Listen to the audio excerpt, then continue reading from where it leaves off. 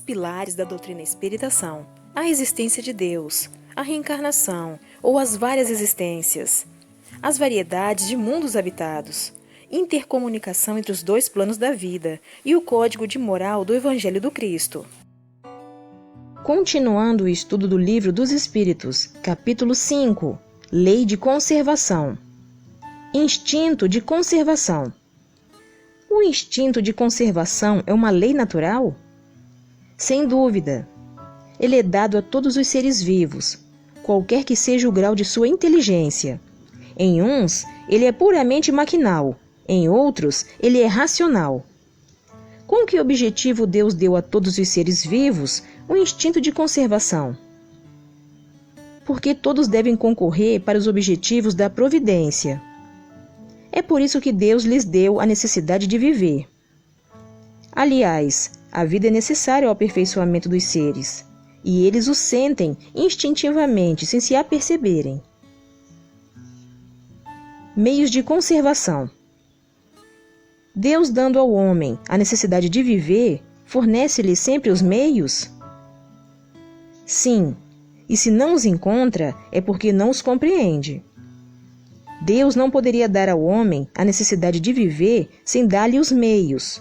Por isso faz a terra produzir para fornecer o necessário a todos os seus habitantes.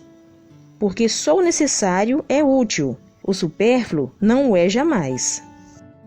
Porque a terra não produz sempre bastante para fornecer o necessário ao homem? É que o homem a negligencia, ou ingrato. É, todavia, uma excelente mãe. Frequentemente também, ele acusa a natureza pelo que resulta de sua imperícia ou de sua imprevidência. A terra produziria sempre o necessário, se o homem soubesse se contentar. Se ela não basta a todas as necessidades, é porque o homem emprega no supérfluo o que poderia ser dado ao necessário. Veja o árabe no deserto. Ele encontra sempre com que viver, porque não cria para si necessidades artificiais. Quando a metade dos produtos é esbanjada para satisfazer fantasias, o homem deve se espantar de nada encontrar no dia de amanhã, e há razão para se lastimar de estar desprovido quando vem o tempo da escassez. E há razão para se lastimar de estar desprovido quando vem o tempo da escassez? Em verdade, eu vou-lo disse, não é a natureza que é imprevidente, mas o homem que não sabe se regrar. Por bens da terra, somente deve-se entender os produtos do solo? O solo é a fonte primeira de onde provém todos os outros recursos, porque, em definitivo, esses recursos não são senão uma transformação dos produtos do solo. Por isso é preciso entender pelos bens da terra tudo aquilo de que o homem pode desfrutar neste mundo. Os meios de existência frequentemente fazem falta a certos indivíduos, mesmo em meio à abundância que os cerca. A que se deve atribuir isso? Ao egoísmo dos homens, que não fazem sempre o que devem, depois e o mais frequentemente a eles mesmos. Procurai e encontrareis. Estas palavras não querem dizer que basta olhar a terra para encontrar o que se deseja, mas que é preciso procurá-lo com ardor e perseverança, e não com fraqueza, sem se deixar desencorajar pelos obstáculos que, frequentemente, não são senão meios de pôr à prova vossa constância, vossa paciência e vossa firmeza. Se a civilização multiplica as necessidades, ela multiplica também as fontes de trabalho e os meios de viver. Mas é preciso convir que, sob esse aspecto, muito lhe resta ainda a fazer. Quando ela tiver terminado sua obra, ninguém poderá dizer que falta o necessário, senão por sua falta.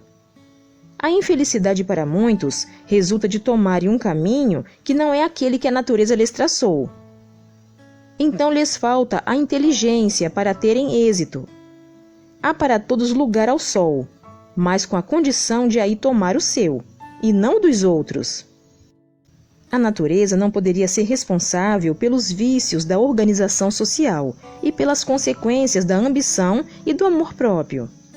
Entretanto, precisar-se-ia ser cego para não se reconhecer o progresso que se efetua sob esse aspecto entre os povos mais avançados.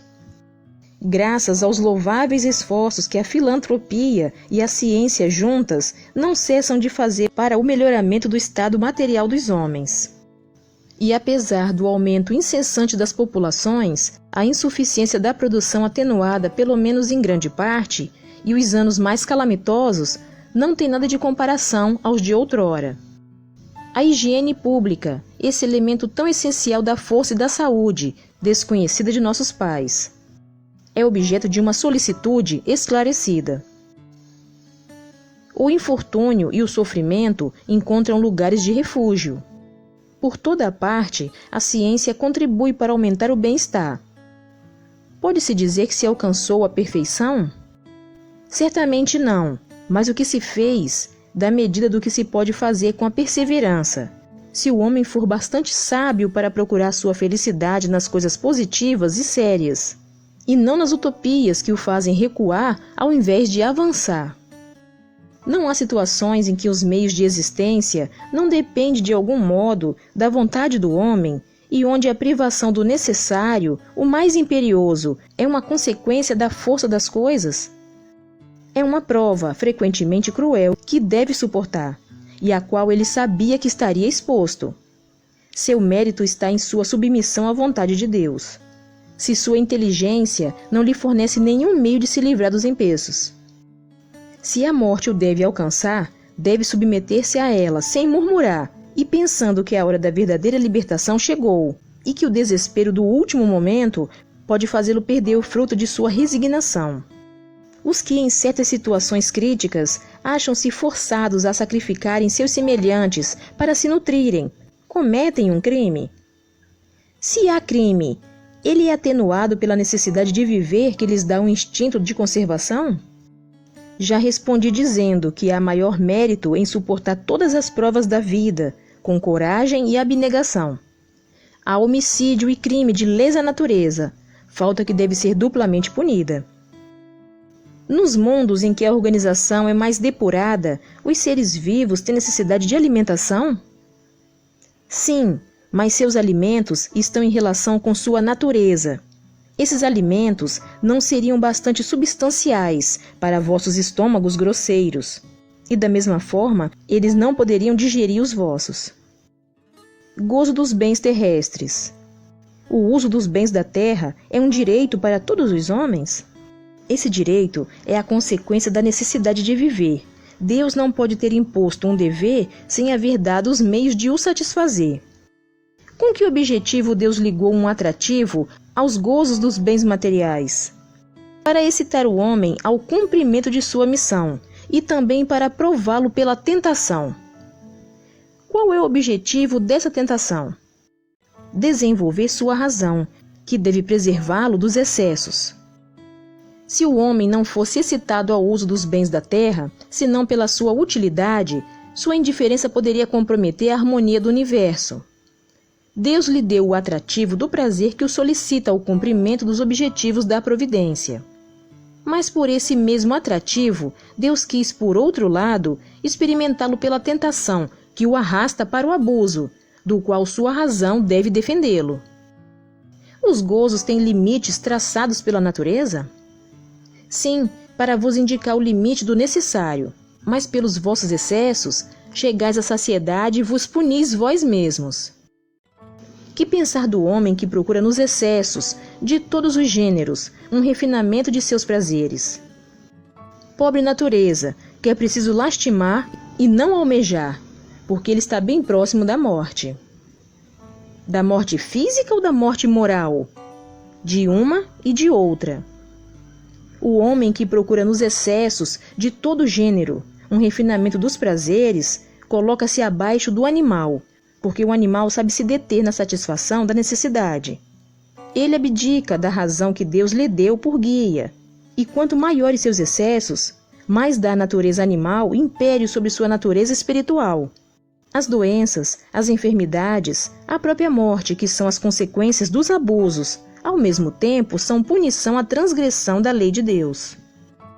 Obrigada pela sua companhia. Fique com Deus e até o próximo vídeo.